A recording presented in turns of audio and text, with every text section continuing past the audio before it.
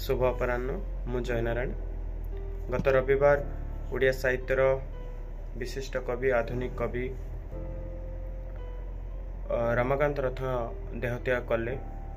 खूब दुखर दिन साहित्य प्रति, केवल ओडिया साहित्य नुहे विश्व साहित्य पाई। मृत्यु चेतनार कवि केमिति मृत्यु चेतना को सुंदर भावे देखैछंती तांको कविता माध्यम रे जंत्रणा सिक्त मृत्यु सक्त लुकटे केमिति कविता माध्यम रे अन्य मानक चेतई पारुची से सब कविता रे से देखैछंती। वास्तव रे से ओडिया साहित्यर परिचित तांकर बहु चर्चित कविता संकलन श्रीराधा पाई, किंतु कविता बादे भी बहुत बढ़िया बढ़िया कविता लिखिचंती, रचना करिचंती। किंतु तांको पाखरे जो मृत्यु चेतना देखा जाए, मु भावे ओडिया साहित्य रे कोनसी कवि पाखरे सेमती मृत्यु चेतना बा मृत्यु चिंता शक्तिर कविता बा जंत्रणा सिक्त कविता बोधे एते सुंदर भावे उतरी पारिनी मो भावे। कारण से चंद्रा बेहराणी हो बा लंठन कविता हो, कौंठी ना कौंठी से साहित्य रे गुटे विशिष्ट जिनसटे छाड़ दी जहाँ को पाठक पाठिका सबुदिन झरिबे। चंद्र बेहराणी गोटे शीर्षक गोटे पद मु कहूची जे केमिति चंद्र बेहराणी गोटे बेश्याटे आउ ता स्वामी जेतबे मृत्युवरण करुची से केमिति ता स्वामीटे चंद्र बेहराणी को कौन कहूची, माने ये भितर दुख अच्छी जंत्रणा अच्छी मृत्युर चेतना अच्छी। से जेमिति कहूतुला थरी थरी लुह पुछि पुछि एई घरे पड़ी सेवती परी तो देह दिनु दिनु जाऊ अछि सड़ी। से जेमिति खुसा तार हुगुलाई केरा केरा बालर गहळे हाथ चाली रडुथुला दूधखिया छुआ परी उठ चिपि चिपि कहूतुला पदे कथा रखिबु की,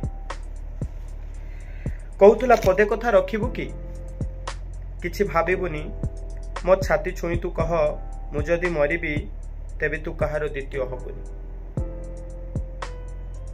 तते नहीं आउ कहा साथे मोर हब, तते नहीं आउ कहा साथे हबा मोर भागुआल देहर जीवनी जमा प्रेतलोके थिले भी मु तोर।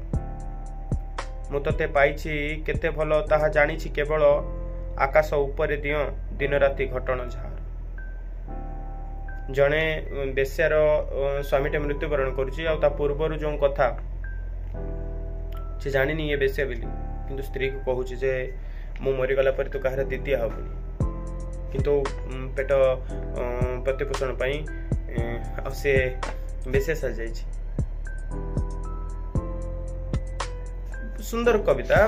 तापर जो कविता अच्छी आ गोटे कविता अच्छी कविंकर लंठन जे तुमे जियो मौसुमीर आलस्य को पता तले खुंदी डुआ संचलन पाई प्राण प्रणे परिश्रम कर एवं गहल बाल तले नेसी देइछ चंपक तमे केबे देखिपार प्रज्वलित अस्तित्व मोहर। अनुमान करिपार मु जळुछि तीव्र दरजरे मीडियम धोती एवं स्त्री करा अधा कामिज रे। जे ज्वलन लंठनटे केमिति जळुछि ता भितर टीण बेष्टित जो किरासिन केमिति जळुछि आ जळी जळी से लुहा केमिति माने ताती जाउछि, ठीक सेमती आधुनिक मनीषटे केमिति जंत्रणा भितर बंचुछि निज मरुछि आ ताती हे जाउछि। से कथा सुंदर भावे लंठन कवितार कवि देखैछंती। जन्हराती गोटे कविता अछि, से कवितार गोटे पद कहूछि जे दूरर दिसुछि जमी आ आकाश मिसिबार भ्रम तमे हेले उड़ी आस प्रवासरु हे मोर विहंगम। मु एठारु पारिबिनी घुंची काले जह्न बुड़ी जीव काले मु फेरिया बाटे सूर्य आलोक बाटे न दिसिब। सूर्य आलोकरे समस्त रास्ता देखा जीव, समस्त बाट गली कंदी सब देखा जीव। कवि किंतु कहउचंती मु एठारु पारिबिनी घुंची काले जह्न बुड़ी जीव। मु एठारु घुंची पारिबिनी कारण केटी जह्न बुड़ी जीव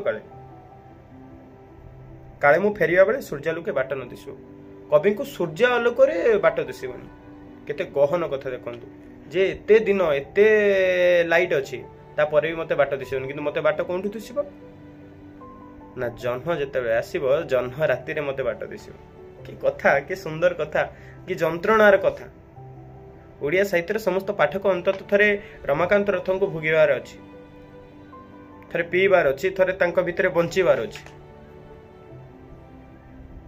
श्रीराधा कवितार प्रतिटी कविता पाठक मान को पागल पागल कर दिए। कहीं के जानी हेई पारे आमे निजको श्रीराधा स्थान रे रखि पारू, कारण आमे समस्ते कृष्णासक्त, कृष्ण को आवरी नौ भल पाऊ कोले नौ बोधे आमे समस्ते निजको राधा सजाई पारिछु बोली आमे श्रीराधा को बहुत हृदयंगम करि पारू।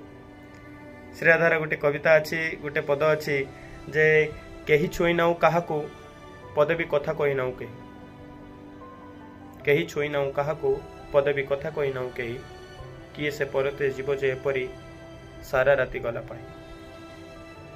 राधा कहउचंदी कृष्ण को, भाबुचंदी भाभी भाभी कहउचंदी जे केही छुई नाऊ काहाको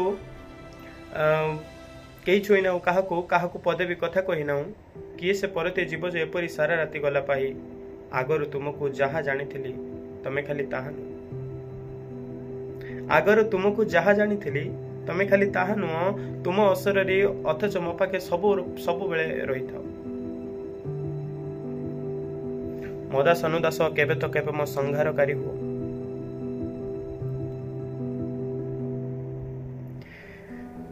तमे नील कई रंगर छुरी मते चिरी दे जाओ, चाहिला बेल को मनु हुई तुम ही रक्त रे बुड़ी थाओ।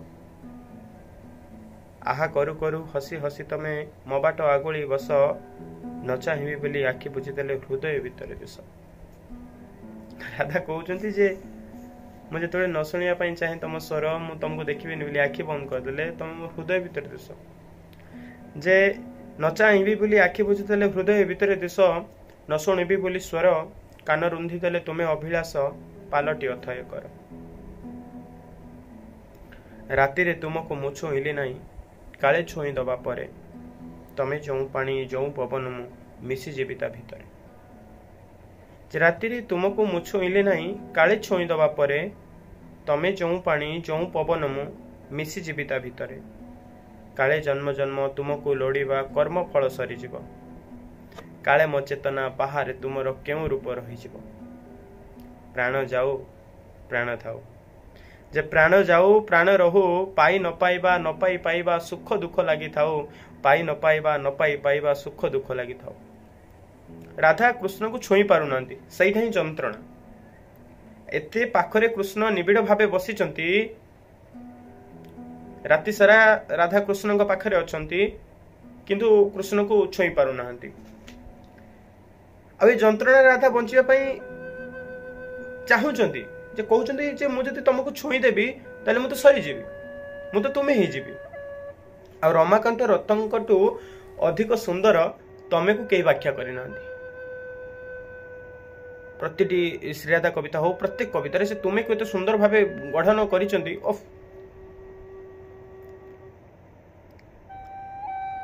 जेतेबेले मृत्युवरण करिसंती कृष्ण आ शेष कविता श्रीराधार आगर भी मो यूट्यूब रे अच्छी, जे तमे आउ नाह बोली खबर आसी। मु तुमर अन्यतम विधवा नुहे कि तुम शव पछे पछे जाउथवा लोकंक भितर केही नुहे, तुम शव तो बहु दूर वृंदावन ठा। कि भाव कल्पनार कथा। मु केही नुहे किंतु मु आज सबुठ बेसी खुशी, कहीं ना तमे आज समस्त पाखर दूरे गल, आ समस्त पाखर दूरे गल मो पाखु आसीगल ना।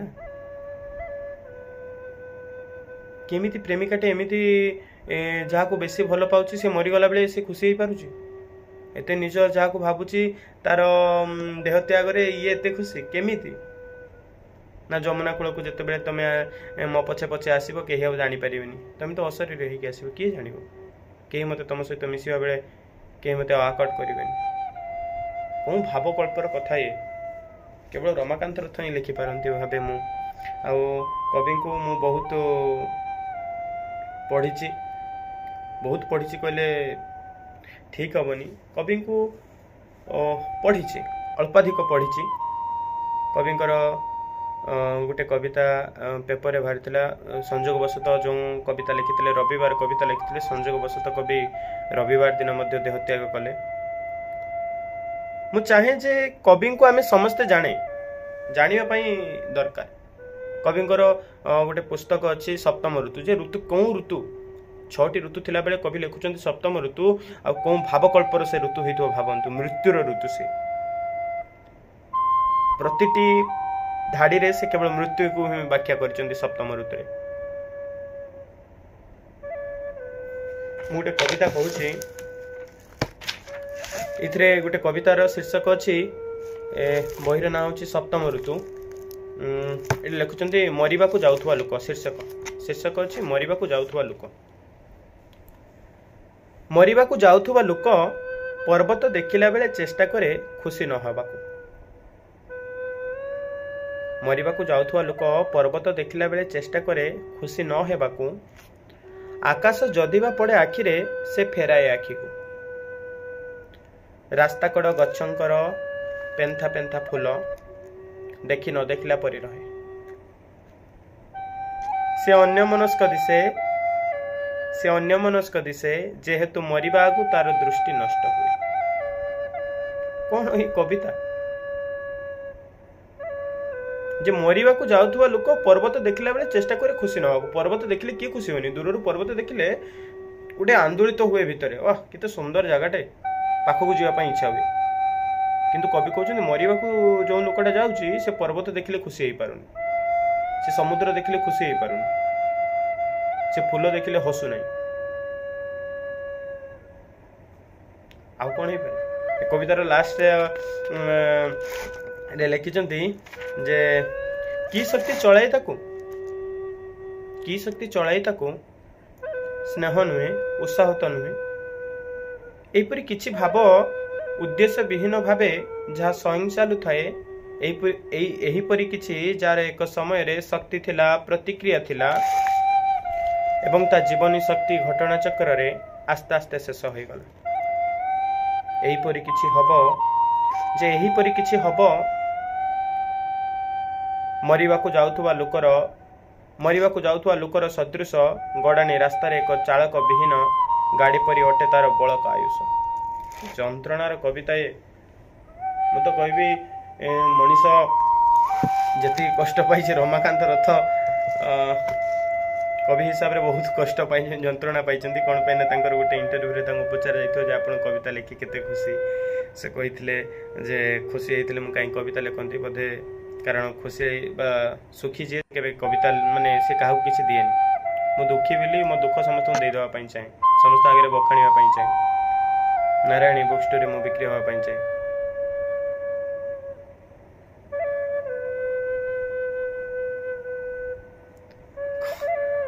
कविर चिंतन कविर भावना साधारण लोक भाविबा भी कष्ट। कविंकर जो कविता जहाँ से पत्रिका देते रविवार ये कविता पाठ कर आज वीडियो को शेष करवा।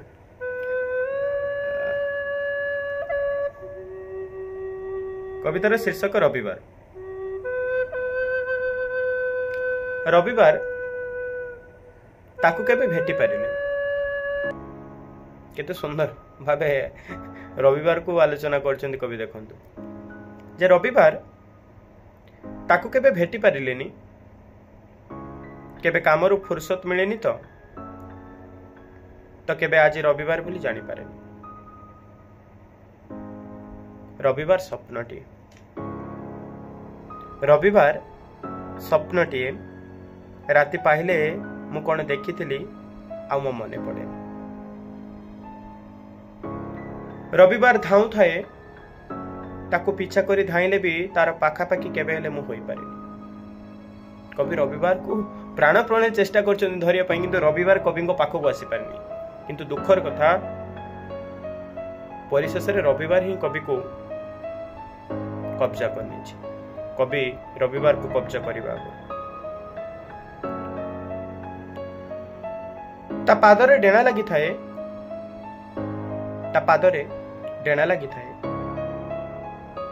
डेणा फड़ाफड़ करी महाशून्य रे से कहीं केउठारे हजि जाए। ଯେତେବେଳେ ତାକୁ ଧରିବାକୁ ମୁଁ ଦୌଡ଼େ ଦେଖେ ପଙ୍କରେ ମୋ ପାଦ ଦିଟା ରହିଥାଏ।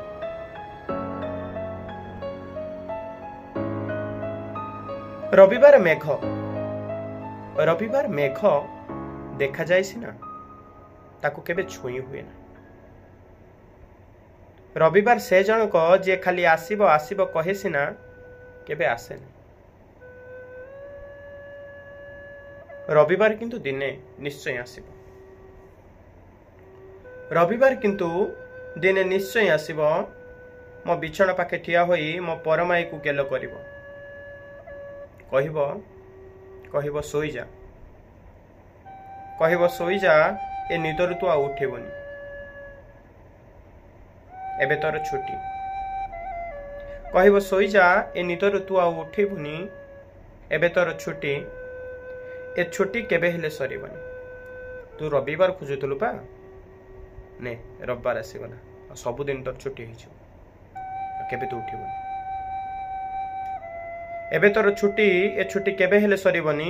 ମୁଁ ପରା ତ ପାଖେ ପାଖେ ଥିବି, ତୁ ଉଠିଲେ କ'ଣ ତତେ ପୁଣି ଶୁଆଇ ଦେବିନି। ରବିବାର କବିଙ୍କୁ କହୁଛି। ଦୁଃଖର କଥା, ମୋ ସାହିତ୍ୟ ଜଗତରୁ, ବିଶ୍ୱ ସାହିତ୍ୟ ଜଗତରୁ, ମୋ ମାଟିରୁ, ମୋ ଜାତିରୁ ଏଭଳି ଜଣେ ମହାନ ଆତ୍ମା, ମହାନ ପୁରୁଷ ଆମକୁ ବିଦାୟ ଦେଇଗଲେ।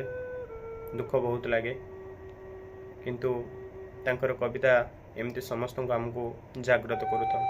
ଆପଣମାନେ ପଢ଼ନ୍ତୁ, ଖୁସି ହୁଅନ୍ତୁ। ମୁଁ କହିଲି ଯେମିତି ଯେ ଯୁବକବି ଶ୍ରୀ ସିକ୍ତାର ଯେମିତି ଗୋଟେ ଲାଇନ୍ ଅଛି, କେହି ଜଣେ ଏ ପୃଥିବୀରୁ ହଜିଗଲେ ମୋ ଅଳ୍ପ ଟିକେ ସରିଯାଏ। ସେମିତି ଆମେ ବି ଟିକେ ଟିକେ ସରିଯିବା, ଅନ୍ତତଃ ସେ କବିଙ୍କ ପାଇଁ। ଧନ୍ୟବାଦ।